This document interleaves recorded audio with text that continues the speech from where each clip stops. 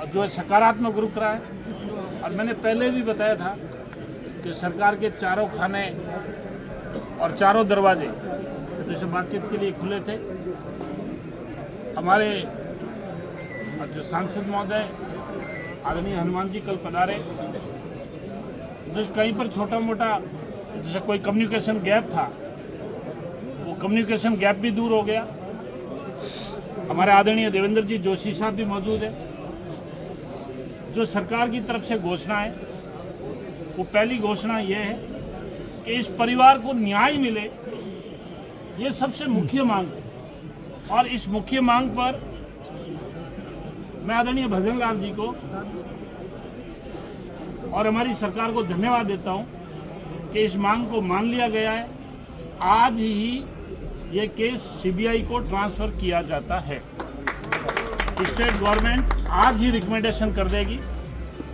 ये पहली घोषणा है। दूसरी घोषणा ये है कि इस परिवार को जो सरकार की तरफ से जो प्रतिकार राशि जो मिलेगी, और मैं आदरणीय हनुमान जी, हम लोग और सर्व समाज के 36 कौम के लोग, हम लोग जैसे लगभग 51 लाख रुपए की सहायता इस परिवार की करेंगे। और तीसरी घोषणा, जो यहाँ के डीसीपी साहब है वो अभी हाल फिलहाल उनको यहाँ से रवाना कर रहे हैं, और अन्य भी कोई भी अधिकारी जो इस जो प्रकरण में जैसे कहीं पर ढिलाई या कहीं पर लापरवाही यदि रखी गई है, तो एक जो संभागीय स्तर पर एक कमेटी बन रही है, वो संभागीय स्तर की कमेटी जांच कर लेगी। उसमें कोई भी अधिकारी जो दोषी होगा, वो कमेटी जांच कर वो कमेटी अपनी रिपोर्ट देगी। और इसके साथ में जो सीआई सरदारपुरा है, उनको वहां थाने से हटाकर जैसे पुलिस लाइन में भेजा जाएगा, जिससे कहीं पर किसी भी प्रकार की जांच कोई प्रभावित नहीं हो। और इस परिवार के एक लड़के को संविदा के ऊपर जैसे नौकरी दी जाएगी। मैं समझ रहा हूं कि लगभग जो परिवारजन की और आप और हम सब की जो सर्व समाज 36 कौम की जो मांग थी, वो लगभग सरकार ने सारी मांगों को एक सकारात्मक रुख रखते हुए उन तमाम मांगों को मान लिया गया है। मैं आदरणीय जो भजन लाल जी को बहुत बहुत धन्यवाद देता हूं, और भारतीय जनता पार्टी की सरकार को भी धन्यवाद देता हूं, और सर्व समाज के जितने भी लोगों ने जो इस प्रकरण को लेके अपना धरना, प्रदर्शन, ज्ञापन, या जैसे जहाँ पर भी प्रत्यक्ष रूप से जिन्होंने भी सहयोग किया, मैं उनको भी धन्यवाद देता हूँ। मैं आदरणीय हनुमान जी जो बेनीवाल साहब को भी बहुत बहुत धन्यवाद देता हूँ कि आपने भी अपना व्यस्तम समय निकालकर जैसे छोटा मोटा कई कम्युनिकेशन गैप रखा, वो भी आपने दूर किया। मैं आदरणीय देवेंद्र जी जोशी साहब को भी बहुत बहुत धन्यवाद देता हूँ कि आपने भी सरकार के सामने बात रखी, और अपनी बात रखकर जो सरकार के सकारात्मक रुख का एक पहलू रखा। और इस जो अप्रिय घटना हुई है, निर्मम घटना हुई है, इस घटना में इस परिवार को न्याय मिले। मैं धन्यवाद देना चाहूँगा एडीजी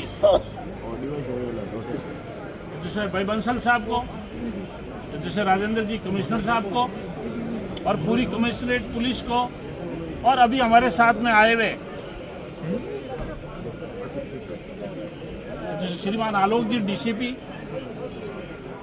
इनका भी शुरू दिन से ही, पहले ही दिन से इनका बहुत ही सकारात्मक रुख रहा।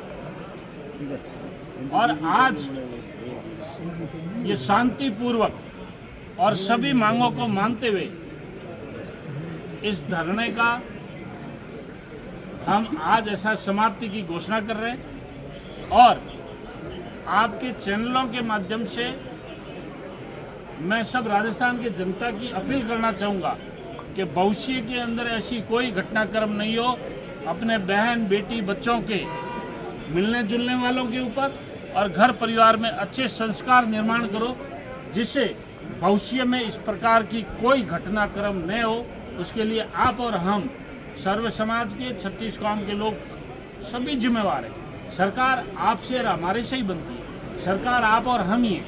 इसलिए आपको और हमारे को मिल के इस प्रकार के जो जघन्य अपराधों की एक सभ्य समाज में कोई जगह नहीं है। ऐसे समाज की एक आवश्यकता है जहाँ बोलती सबका साथ, सबका विश्वास और सबका साथ। और मैं समझ रहा हूँ आप और हम एक सब मिलकर एक अच्छे जो नवनिर्माण राजस्थान की स्थापना हो, ऐसा पुलिस प्रशासन और पूरी प्रशासनिक बॉडी का पूरा सहयोग रहा। उसके लिए पूरे प्रशासन को मैं धन्यवाद देना चाहूँगा। और जो संभागीय स्तर की जो उच्च कमेटी है वो भी अपनी रिपोर्ट जैसे समय सीमा के अनुसार दे देगी। और जैसे मैं समझ रहा हूँ कि आगे जो कानूनी प्रक्रिया है उसमें पूरा परिवार इनका संपूर्ण सहयोग करेगा। इनको परिवार को जो भी पुलिस से जो आवश्यकता के जो कानून के दायरे में जो उनको बयान देने हैं या और भी जिन चीज़ों की जैसे पुलिस को सहयोग में जो आवश्यकता पड़ेगी, पूरा परिवार इनका जैसे पूर्ण रूप से सहयोग करेगा, जिससे इस जघन्य अपराध के अंदर जिन जिन अपराधियों को ऐसा प्रत्यक्ष और अप्रत्यक्ष रूप से जो हाथ है वो सलाखों के पीछे रहे, ये आपकी और हमारी सबकी मंशा है। आप सबको बहुत बहुत धन्यवाद। सर, कमेटी में कौन कौन है, किन किन को नामित किया गया है? संभागीय स्तर की वो संभागीय आयुक्त तय कर लेंगे क्या सर, ये जो है इस मामले को आप अनुशंसा आज ही कर देंगे सीबीआई के लिए, तब तक जांच कैसे रहेगी? और जो नामजद आरोपी जो थे उनका क्या है?